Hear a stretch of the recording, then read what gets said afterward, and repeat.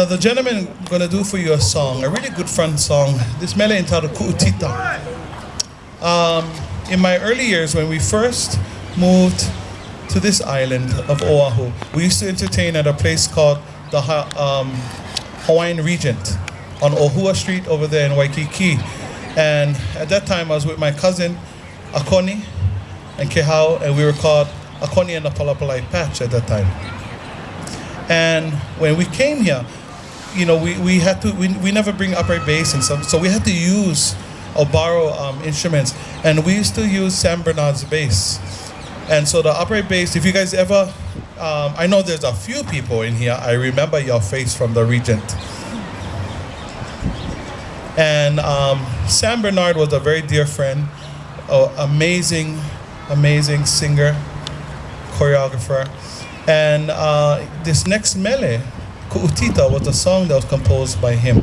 And so without further ado, the gentlemen of Hālau Māluakiʻiwailehua are doing for you Ku'u Tita.